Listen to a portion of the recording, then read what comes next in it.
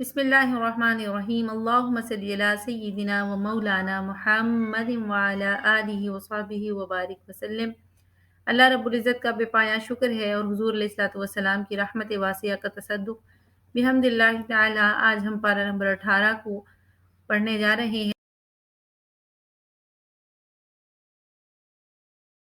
کلام کر تو جنت نے کہا کہ قد افلح المؤمنون، فرشتوں نے کہا جنت تیرے لیے خوشخبری ہے، تو بادشاہوں کا ٹھکانہ ہے۔ آگے اگلی آیت میں بھی اس کی طرف اشارہ ہے، اولئک هم الوارثون، یہ جتنی صفات پچھلے ذکر کی گئیں ان سب کو اپنانے والے یہی لوگ تو جنت کے وارث ہیں، یہی لوگ جنت کے وارث ہیں۔ اب جنت الفردوس جنت کا سب سے اعلیٰ مقام ہے، اللہ سے اسی کا سوال کرنا چاہیے۔ اللہم انی اسألک جنت الفردوس واعوذ بک من النار، آمین یا رب العالمین، آمین۔ آیت نمبر 11 میں اس کا نام لے کر ذکر کیا گیا کہ یہ لوگ جنت کے سب سے اعلیٰ باغات یعنی یوریثون الفردوس، اعلیٰ باغات جہاں نعمتوں، راحتوں، قرب الہی کی لذتوں کی کثرت ہوگی، ان کی وراثت بھی پائیں گے اور وہ ان میں ہمیشہ رہیں گے۔ اس سے آگے 5 آیات میں اللہ رب العزت نے انسان کی تخلیق کے حوالے سے ذکر کیا کہ اس کی ابتدا مٹی کے کیمیائی اجزاء کے خلاصہ سے فرمائی، پھر نطفہ تولیدی قطرہ بنا کر مضبوط رحم مادر میں رکھا، پھر اس نطفہ کو معلق وجود بنایا، اس معلق وجود کو ایک لوتھڑا بنایا جو دانتوں سے چبایا ہوا لگتا ہے، پھر ہم نے اس لوتھڑے سے ہڈیوں کا ڈھانچہ بنایا، پھر ان ہڈیوں پر گوشت اور پٹھے چڑھائے، پھر ہم نے اسے تخلیق کی دوسری صورت میں بدل کر تدریجاً نشو و نما دی، پھر اس اللہ نے اسے بڑھا کر محکم وجود بنا دیا جو سب سے بہتر پیدا فرمانے والا ہے۔ یہ انسان کی تخلیق کا ذکر کیا، پھر فرمایا گیا اب اس کی آخر کیا ہے، ہمارا اینڈ کیا ہے، پھر بے شک تم اس زندگی کے بعد ضرور مرنے والے ہو، اور اس کے بعد پھر فرمایا اگلا جو سٹیپ ہوگا، پھر بے شک تم قیامت کے دن زندہ کر کے اٹھائے جاؤ گے۔ آیت نمبر 18 سے 22 تک میں اللہ کی نعمتوں کا ذکر کیا جا رہا ہے، اور وہاں پر فرمایا جا رہا ہے جیسے کھجور ہے، انگور ہے، زیتون ہے، دودھ ہے، مویشی، کشتی، پانی، یہ اللہ کی نعمتیں ہیں، اور اللہ نے پانی کو ضرورت کے مطابق اتارا ہے۔ پانی بھی اللہ کی بہت بڑی نعمت اور راحت ہے۔ آیت نمبر 23 میں اللہ پاک نے آگے حضرت نوح علیہ السلام کا قصہ بیان کیا، اور یہ آیت نمبر 30 تک مشتمل ہے ساری آیات پر۔ اس میں فرمایا اللہ پاک نے وَلَقَدْ أَرْسَلْنَا نُوحًا إِلَىٰ قَوْمِهِ، کہ اللہ رب العزت نے نوح علیہ السلام کو ان کی قوم کی طرف بھیجا۔ اب نوح علیہ السلام نے فرمایا میری قوم اللہ کی عبادت کرو، اس کے سوا تمہارا کوئی معبود نہیں، لیکن قوم نے بجائے ماننے کے انکار کیا، مذاق اڑایا۔ حضرت نوح علیہ السلام نے اللہ کے حکم سے کشتی بنائی، اور جو اللہ کو ماننے والے تھے، مومن تھے، ان کو اپنے ساتھ سوار کر لیا، اور باقی سب طوفان میں غرق ہو گئے۔ یہاں پر ذکر حضرت نوح علیہ السلام کا مکمل آتا ہے۔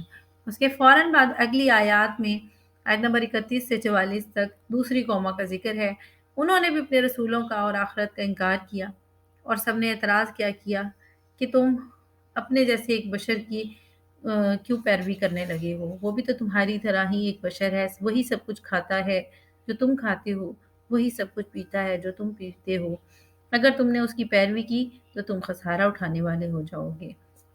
یہ شخص جو تم سے وعدہ کر رہا ہے کہ تم مرنے کے بعد مٹی اور بوسیدہ ہڈیاں ہو جانے کے بعد دوبارہ نکالے جاؤ گے، تو یہ تو بعید از قیاس ہے، بعید از وقوع ہے، وہ باتیں جن کا تم سے وعدہ کیا جا رہا ہے۔ اور یہ جو آخرت کی زندگی کا ذکر کرتے ہیں، یہ تو ہماری سمجھ میں نہیں آتا۔ یہی دنیا ہے، یہی ہم مرتے ہیں، نموت و نحیا، اور یہی ہم جیتے ہیں، بس پھر اس کے بعد ختم، ہم دوبارہ نہیں اٹھائے جائیں گے۔ یہ تو محض ایسا شخص ہے جس نے اللہ پر جھوٹا بہتان لگایا، ہم بالکل اس پر ایمان لانے والے نہیں۔ پیغمبر نے عرض کیا اے میرے رب میری مدد فرمائے صورتحال میں کہ انہوں نے مجھے جھٹلا دیا۔ ارشاد ہوا تھوڑی ہی دیر میں وہ پشیماں ہو کر رہ جائیں گے، بس سچا وعدہ کے مطابق انہیں خوفناک آواز نے آ کر پکڑا، سو ہم نے انہیں خس و خاشاک بنا دیا۔ بس ظالم قوم کے لیے ہماری رحمت سے دوری اور محرومی ہے۔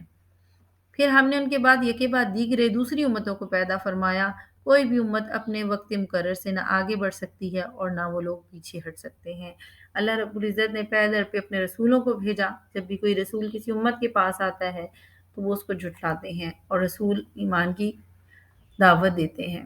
یہی ذکر ہے، یہی وتیرہ چلا آ رہا ہے۔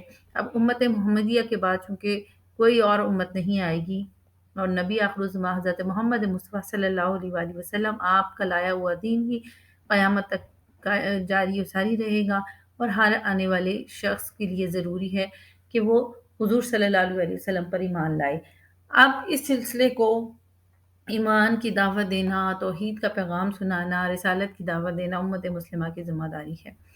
ہم سب کو اپنے دین سے بہترین واقفیت ہونی چاہیے تاکہ ہم اس فریضے کو اچھے سے انجام دے سکیں۔ آیت نمبر 57 میں ارشاد فرمائیں گے، بے شک وہ لوگ جو اپنے رب کی خشیت سے مضطرب اور لرزاں رہتے ہیں، اور وہ جو لوگ اپنے رب کی آیتوں پر ایمان رکھتے ہیں، اور وہ لوگ جو اپنے رب کے ساتھ کسی کو شریک نہیں ٹھہراتے۔ وہ لوگ جو اللہ کی راہ میں اتنا کچھ دیتے ہیں جتنا وہ دے سکتے ہیں، اس کے باوجود ان کے دل خائف رہتے ہیں کہ وہ اپنے رب کی طرف پلٹ کر جانے والے ہیں، کہیں یہ نام مقبول نہ ہو جائے۔ یہی وہ لوگ یسارعون فی الخیرات، یہ بھلائیوں کو سمیٹنے میں جلدی کر رہے ہیں، وہم لہا سابقون، اور وہی اس میں آگے نکل جانے والے ہیں۔ یہ آیات مومنین کی صفات کا ذکر کر رہی ہیں، وہ جو اپنے رب کے خوف سے ڈرتے ہیں، اس کی آیات پر، اس کی نشانیوں پر یقین رکھتے ہیں۔ یہ لوگ اپنے رب کے ساتھ شریک بھی کسی کو نہیں کرتے، ساری نیکیاں کرتے ہیں، پھر بھی اللہ سے ڈرتے رہتے ہیں، اور پھر بھی تکبر کا شکار نہیں ہوتے۔ حضرت عائشہ نے رسول اللہ صلی اللہ علیہ وآلہ وسلم سے آیت نمبر 60 کے حوالے سے پوچھا کہ وہ لوگ جو اپنے رب سے خائف رہتے ہیں، تو کیا یہ وہ لوگ ہیں جو شراب پیتے ہیں اور چوری کرتے ہیں؟ آپ نے فرمایا نہیں، بلکہ یہ وہ لوگ ہیں جو روزے رکھتے ہیں، نمازیں پڑھتے ہیں، صدقہ دیتے ہیں، لیکن ڈرتے ہیں کہ کوئی ایسی غلطی نہ ہو جائے کہ سب اعمال ضائع ہو جائیں۔ سبحان اللہ، یہ مومنین کی صفات ذکر کی جا رہی ہیں۔ آیت نمبر 78 میں ذکر کیا گیا، وَهُوَ الَّذِي أَنشَأَ لَكُمُ السَّمْعَ وَالْأَبْصَارَ وَالْأَفْئِدَةَ قَلِيلًا مَا تَشْكُرُونَ، وہی ہے جو تمہارے لیے کان اور آنکھیں اور دل، اور یعنی دماغ رفتہ رفتہ وجود میں لایا، مگر تم لوگ بہت ہی کم شکر ادا کرتے ہو۔ اللہ تعالیٰ منعم ذات ہے، وہ اپنے بندوں کو بے شمار نعمتیں عطا فرماتا ہے۔ اس میں سے یہاں پر 3 بڑی اہم نعمتوں کا ذکر کیا جا رہا ہے کہ اللہ نے تمہیں کان دیے، آنکھیں دی اور دل دیا۔ اب ان نعمتوں کا تقاضا یہ ہے کہ جب اس نے تمہیں بغیر مانگے عطا کر دیا، تو جو کان دیے ہیں ان سے تم وہ سنو جو اللہ چاہتے ہیں، آنکھیں دی ہیں اس سے وہ دیکھو جو اللہ چاہتے ہیں، دل دیا ہے تو اس سے وہ سوچو، اپنے دل کے اندر وہ چاہتے پیدا کرو، خواہشات پیدا کرو جو اللہ رب العزت کو پسند ہے۔ اگر اللہ کے دیے پر اللہ کی مرضی کے مطابق استعمال کرو گے تو تب ہی تم ان نعمتوں کا حق ادا کرو گے، اور اگر تم اپنی مرضی استعمال کرو گے تو پھر ناشکری کرو گے، اور یہ بات مناسب نہیں ہے۔ اللہ کریم، اللہ پاک ہم سب کو جو نعمتیں اس نے ہمیں عطا کی ہیں ان نعمتوں کا صحیح طور پر استعمال کرنے اور شکر ادا کرنے کی توفیق عطا فرمائے۔ آیت نمبر 97 میں ایک دعا سکھائی گئی جو کہ حضور کی توسط سے امت کو بھی تلقین ہے، اور ہمیں یہ دعا مانگنی چاہیے، وَقُلْ رَبِّ أَعُوذُ بِكَ مِنْ ہَمَزَاتِ الشَّيَاطِينِ، آپ دعا فرمائیے میرے رب میں شیطانوں کے وسوسوں سے تیری پناہ مانگتا ہوں۔ اگلی آیات میں موت کا ذکر کیا گیا کہ وہ شخص جسے موت آ گئی تو وہ بڑا حسرت کرے گا کہ کاش مجھے کچھ وقت مل جاتا، میں نیک عمل کرتا، لیکن نہیں، اب اس کے اور درمیان ایک پردہ حائل ہو گیا۔ یہ پردہ تبھی ہٹے گا جس دن وہ قبروں سے اٹھائے جائیں گے۔ پھر سور کا ذکر کیا گیا کہ سور پھونکا جائے گا، اس دن نہ رشتے باقی رہیں گے، نہ ایک دوسرے کا وہ حال پوچھ سکیں گے۔ آگے ذکر کیا گیا، وہ جن کے پلڑے اعمال کے باعث بھاری ہوں گے تو وہ کامیاب و کامران ہوں گے، اور جن کے پلڑے اعمال کا وزن نہ ہونے کے باعث ہلکے ہوں گے تو یہی وہ لوگ ہوں گے جنہوں نے اپنے آپ کو نقصان پہنچایا اور ہمیشہ دوزخ میں رہنے والے ہوں گے۔ اور اس کے آگے قیامت کے دن کا ذکر کیا گیا، کافروں کا اس میں ذکر کیا گیا، تلفح وجوہہم النار وہم فیہا کالحون، ان کے چہروں کو آگ جلس دے گی اور وہ اس میں دانت نکالے بگڑے ہوئے منہ کے ساتھ پڑے ہوں گے، اللہ کو پکار رہے ہوں گے کہ اللہ ہمیں یہاں سے نکال دے۔ اللہ پاک فرمائیں گے، ہم تم پر آیات تم پر پڑھ کے سنائی جاتی نہیں، تمہیں ڈرایا جاتا رہا، تم نے آیات کو جھٹلایا، اب تمہاری بدبختی تم پر غالب آ گئی ہے، تم گمراہ ہو گئے ہو۔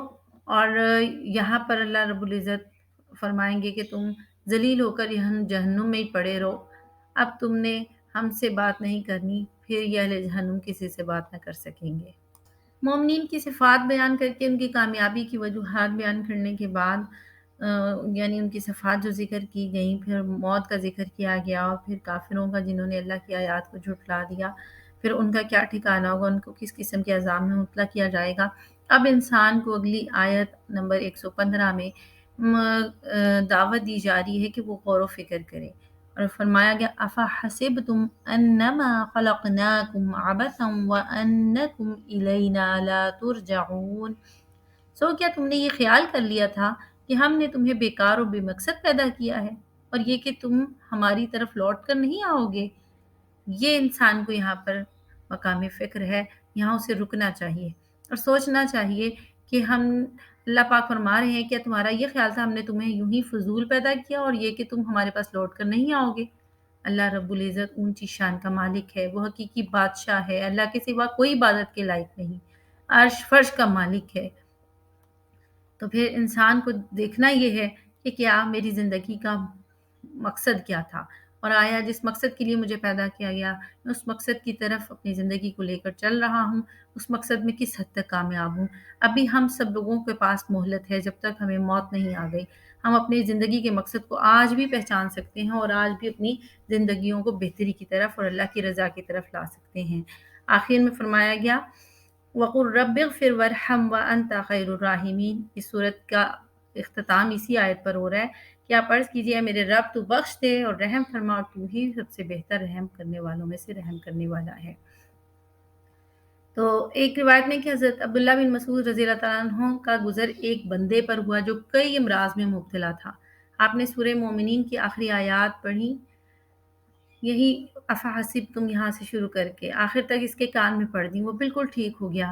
حضور پاک صلی اللہ علیہ وسلم نے فرمایا عبداللہ آپ نے اس کے کان میں کیا پڑھا؟ انہوں نے عرض کیا حضور میں نے سورہ مومنون کی آخری آیتیں پڑھی۔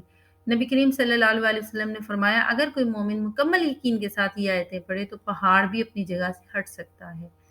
اس لیے سورہ مومنون کی آخری 4 آیات افحسبتم انما خلقناکم عبثا سے لے کر وانت خیر الراحمین تک ہمیں یاد کر لینا چاہیے۔ اگر یاد نہ ہو تو ہم زبانی نہیں پڑھ سک رہے تو قرآن کھول کر پڑھ لیا کریں۔ اگر گھر میں کوئی بیمار ہے تو یہ چاروں آیات اس کے کان میں دم کر دیا کریں۔ سر درد ہے، کوئی بھی تکلیف ہے، کسی قسم کا بھی کوئی مسئلہ ہے تو مختلف بیماریوں کے لیے یہ شفا کی آیات ہیں۔ اللہ پاک ہم سب کو کامل یقین نصیب فرمائے، آمین۔ اب سورہ نور کا آغاز ہوتا ہے۔ سورہ نور مدنی ہے، اس کی آیات 64 ہے اور رکوع اس کے 9 ہیں۔ سورہ نور جو ہے اس کا پوری سورہ مبارکہ کا جو موضوع ہے وہ قانون انسداد بد اخلاقی۔ اس صورت میں مختلف دینی، اخلاقی اور معاشرتی احکامات بیان کیے گئے ہیں۔ معاشرے میں بے حیائی، فحاشی، برائی کو روکنے اور عفت و عصمت کو عام کرنے کی ہدایت دی گئی ہے۔ نیز ام المومنین حضرت عائشہ رضی اللہ تعالیٰ عنہ کی برات، گھروں میں جانے کے آداب اور پردہ کے متعلق احکامات کو تفصیل سے بیان کیا گیا ہے۔ ایک مشہور تابعی جناب مجاہد فرماتے ہیں، حدیث پاک کو نقل کیا گیا، رسول اللہ صلی اللہ علیہ وسلم نے فرمایا اپنے مردوں کو سورہ مائدہ اور عورتوں کو سورہ نور سکھاؤ۔ اس سورہ مبارکہ کی پہلی ہی آیت میں اس کی شان بیان کر دی گئی، فرمایا گیا یہ ایک عظیم صورت ہے جسے ہم نے اتارا ہے اور ہم نے اس کے احکام کو فرض کر دیا اور ہم نے اس میں واضح آیتیں نازل فرمائی ہیں تاکہ تم نصیحت حاصل کرو۔ اگلی آیت میں حد زنا کو ذکر کیا گیا، آیت نمبر 2 میں الزانیۃ والزانی، غیر شادی شدہ مرد اور غیر شادی شدہ عورت نے زنا کیا ہو تو انہیں بطور حد 100 کوڑے مارے جائیں، جبکہ شادی شدہ مرد اور شادی شدہ عورت کی سزا حدیث پاک میں سنساری بیان کی گئی ہے۔ آیت نمبر 4 میں حد قذف کا ذکر کیا گیا، اور وہ لوگ جو پاک دامن عورتوں پر بدکاری کی تہمت لگائیں پھر 4 گواہ پیش نہ کر سکے تو تم انہیں سزائے قذف کے طور پر 80 کوڑے لگاؤ، اور کبھی بھی ان کی گواہی قبول نہ کرو، یہی لوگ بد کردار ہیں۔ یہاں پر ذکر کیا جا رہا ہے کہ اگر کوئی گواہی نہ پیش کر سکے تو پھر اس کی 80 کوڑے کی سزا قائم رہے گی اور وہ ہمیشہ کے لیے مردود شہادت ہو جائے گا۔ آیت نمبر 11 میں واقع افک کا ذکر ہے، ان الذین جاؤوا بالافک عصبۃ منکم۔ سن 6 ہجری میں غزوہ بنی مستلق سے واپسی پر آپ صلی اللہ علیہ وسلم اور آپ کے اصحاب نے ایک جگہ پر پڑاؤ ڈالا۔ اس سفر میں صدیقہ کائنات ام المومنین حضرت عائشہ صدیقہ رضی اللہ تعالیٰ عنہا آپ صلی اللہ علیہ وآلہ وسلم کے ساتھ تھیں۔ جب قافلہ کی روانگی ہونے لگی تو آپ رضی اللہ تعالیٰ عنہا قضاء حاجت کے لیے گئی ہوئی تھی۔ قافلہ اسی اسنا میں روانہ ہو گیا، اب وہیں رہ گئی۔ بعد میں حضرت صفوان رضی اللہ تعالیٰ عنہ کے اونٹ پر بیٹھ کر سوار ہو کر قافلے کے ساتھ مل گئیں، لیکن عبداللہ بن ابی جو کہ نبی کریم صلی اللہ علیہ وآلہ وسلم کا ازلی دشمن تھا، اس نے افطرا باندھا اور ام المومنین پر تہمت لگائی۔ بالآخر اللہ تعالیٰ نے خود ہی اپنے نبی کی پیاری بیوی کی برات کا اعلان فرما کر آپ کی عفت و پاک دامنی کی گواہی دی اور اسے فرما دیا ھذا بہتان عظیم، یہ بہت بڑا بہتان لگایا گیا ہے۔ آیت نمبر 19 کا ترجمہ دیکھیے۔ بے شک وہ لوگ جو اس بات کو پسند کرتے ہیں کہ مسلمانوں میں بے حیائی پھیلے، ان کے لیے دنیا اور آخرت میں دردناک عذاب ہے، اور اللہ ایسے لوگوں کے عزائم کو جانتا ہے اور تم نہیں جانتے۔ اب یہاں دیکھ لیجئے کہ جو صرف مسلمانوں میں بے حیائی پھیلانا چاہتے ہیں، ان کے لیے دردناک عذاب کا ذکر کر دیا گیا دنیا اور آخرت میں، اور آج مسلمانوں کی اپنی یہ حالت ہے کہ ہم خود حیا سے بہت دور چلے گئے ہیں۔ یہاں پر ہمیں رک کر اپنا جائزہ لینا ہے کہ آیا ہم کس حد تک مسلمانی کا حق ادا کر رہے ہیں، اور جہاں ہماری زندگی میں یہ کمی ہے اس کو ہمیں پورا کرنا ہے، اور مسلم معاشرے سے بے حیائی اور برائی کو ختم کرنے کے لیے اپنی مقدور بھر کوشش ہم سب کو کرنا ضروری ہے۔ آیت نمبر 27 میں ذکر کیا گیا یا ایھا الذین آمنوا لا تدخلوا بیوتا غیر بیوتکم، اے ایمان والو اپنے گھروں کے سوا دوسرے گھروں میں داخل نہ ہوا کرو، یعنی اپنے گھر میں اجازت لے کر جانے کی ضرورت نہیں ہے۔ اور دوسرا وہ مکان جس میں لوگ رہتے ہیں، رشتہ دار یا اجنبی رہتے ہیں، تو وہاں پر اجازت کے بغیر تم نہیں جا سکتے۔ ایسی جگہ، ایسا مکان، ایسا گھر جہاں پر معلوم نہ ہو کہ کوئی رہتا ہے یا نہیں، وہاں پر بھی اجازت دینی ضروری ہے۔ اور چوتھی وہ جگہ جہاں پر رہائش نہیں ہے، یعنی وہ کوئی مسجد ہے یا کوئی مدرسہ ہے یا کوئی خانقاہ ہے، تو وہاں پر انسان کو اجازت کی ضرورت نہیں ہوتی۔ یہاں پر آداب زندگی سکھائے گئے، مسلمانوں کو پاک دامنی کی انداز سکھائے جا رہے ہیں۔ قُل لِّلْمُؤْمِنِينَ يَغُضُّوا مِنْ أَبْصَارِهِمْ وَيَحْفَظُوا فُرُوجَهُمْ، آپ مومن مردوں سے فرما دیں کہ وہ اپنی نگاہیں نیچی رکھا کریں اور اپنی شرمگاہوں کی حفاظت کیا کریں، یہ ان کے لیے بڑی پاکیزہ بات ہے، بے شک اللہ ان کاموں سے خوب آگاہ ہے جو یہ انجام دے رہی ہیں۔ اور اگلی آیت میں فرمایا وَقُل لِّلْمُؤْمِنَاتِ يَغْضُضْنَ مِنْ أَبْصَارِهِنَّ وَيَحْفَظْنَ فُرُوجَهُنَّ وَلَا يُبْدِينَ زِينَتَهُنَّ إِلَّا مَا ظَهَرَ مِنْهَا وَلْيَضْرِبْنَ بِخُمُورِهِنَّ عَلَى جُيُوبِهِنَّ وَلَا يُبْدِينَ زِينَتَهُنَّ إِلَّا لِبُعُولَتِهِنَّ أَوْ آبَائِهِنَّ، آپ مومن مرد عورتوں سے بھی فرما دیں کہ وہ بھی اپنی نگاہیں نیچی رکھا کریں، اپنی شرمگاہوں کی حفاظت کیا کریں، اپنی آرائش اور زیبائش کو ظاہر نہ کیا کریں سوائے اس حصہ کے جو اس میں سے خود ظاہر ہوتا ہو۔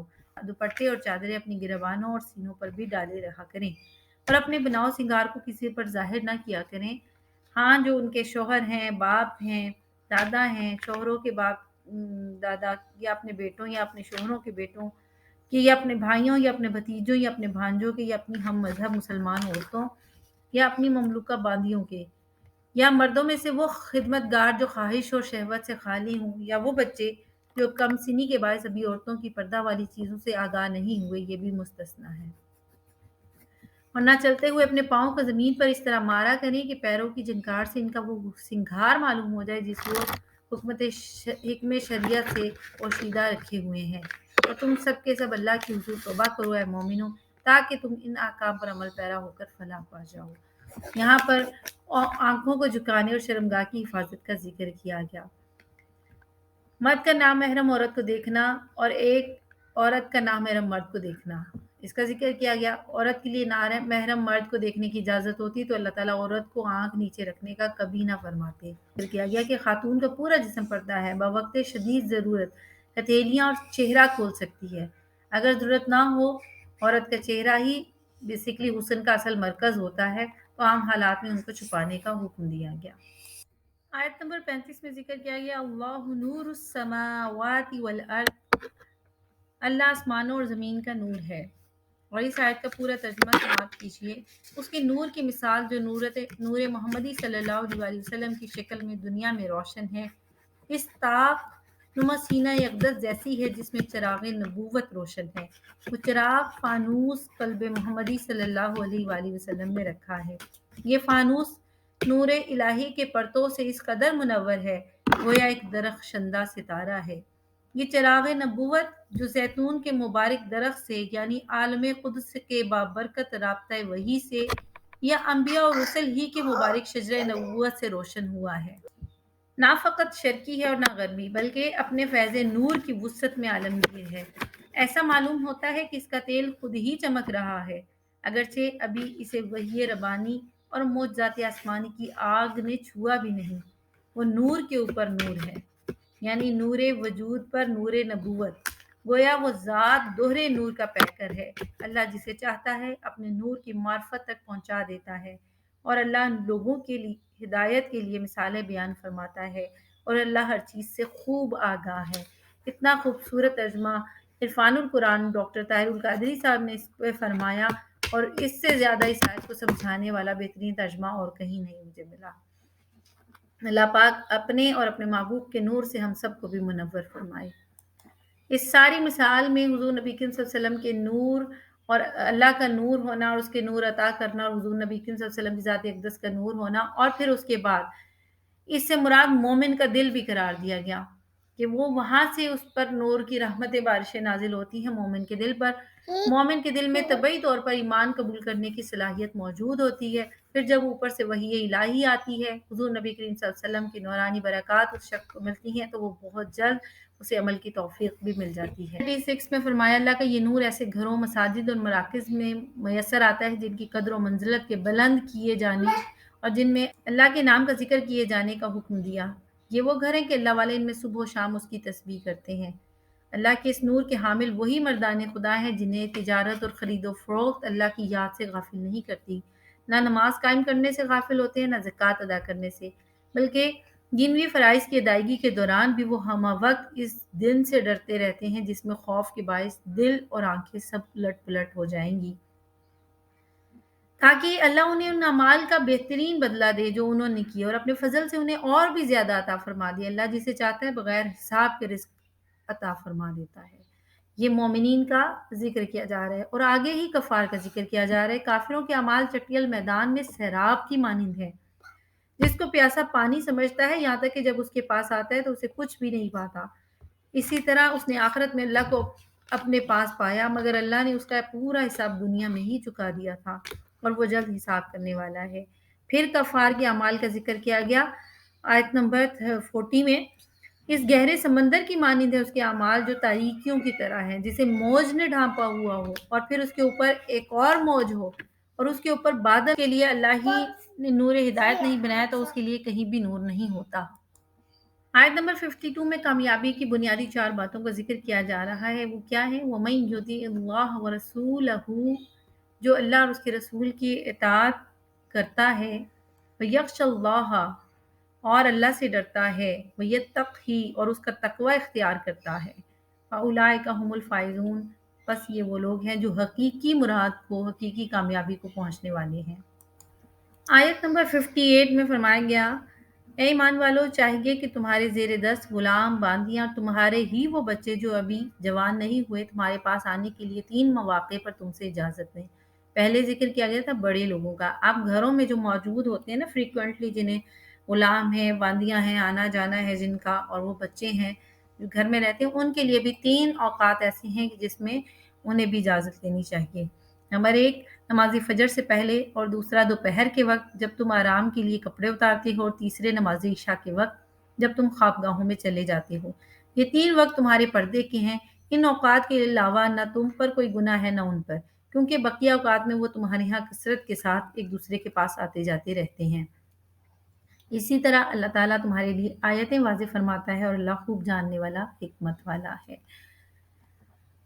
ان اوقات میں انسان بے تکلفی میں صرف ضروری کپڑے ہی پہنتا ہے، تنہائی چاہتا ہے، تو ان کے داخل ہونے سے بے پردگی بھی ہوتی ہے اور ناپسندیدگی بھی۔ نمبر 62 میں ذکر کیا گیا کہ ایمان والے وہی لوگ ہیں جو اللہ پر، اس کے رسول پر ایمان لے آئیں اور جب وہ آپ کے ساتھ کسی ایسے اجتماعی کام پر حاضر ہوں جو لوگوں کو یکجا کرنے والا ہو تو وہاں سے چلے نہ جائیں، یعنی امت میں اجتماعیت اور وحدت پیدا کرنے کے عمل میں دل جمی سے شریک ہوں۔